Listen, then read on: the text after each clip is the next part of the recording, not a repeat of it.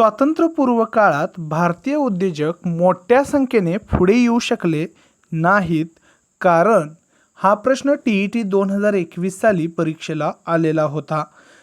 Option आहेत: इंग्रज सरकारचा पाठिंबा नव्हता, भारतीय उद्योजकांना कारखाना व्यवस्थापनाचा अनुभव नव्हता, कारखाना सुरू करण्यापूर्वी भारतीय उद्योजकांकडे भांडवल नव्हते.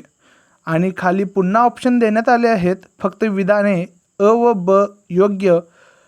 दुसरा ऑप्शन आहे फक्त विधाने अ व क योग्य. तिसरा ऑप्शन आहे फक्त विधाने ब व क योग्य. आणि ऑप्शन 4 आहे तिन्ही विधाने योग्य. आणि याचे योग्य उत्तर असणार आहे तिन्ही विधाने योग्य.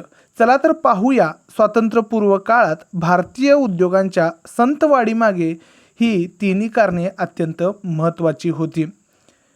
ऑप्शन अ आहे इंग्रज सरकारचा पाठिंबा नव्हता. ब्रिटिश सरकारचे आर्थिक धोरण हे भारताला केवळ कच्चा मालाचा पुरवठादार आणि तयार मालाची बाजारपेठ बनवण्याचे होते. त्यांनी भारतीय उद्योगांना संरक्षण देण्याऐवजी ब्रिटिश मालाला झुकते माप दिले. ऑप्शन ब आहे कारखाना व्यवस्थापनाचा अनुभव नव्हता. आधुनिक औद्योगिक क्रांती युरोपात आधी झाली होती. भारतीयांकडे व्यापार आणि साठवणुकीचा अनुभव होता, परंतु मोठ्या प्रमाणावरील आधुनिक कारखाने व्यवस्थापन आणि तंत्रज्ञान हाताळण्याचे कौशल्य सुरुवातीच्या काळात कमी होते. ऑप्शन क आहे भांडवलाची कमतरता.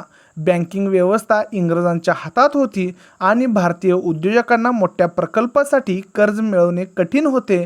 तसेच परकीय स्पर्धेमुळे भारतीयांना भांडवल उभे करणे जोखमीचे वाटत असे.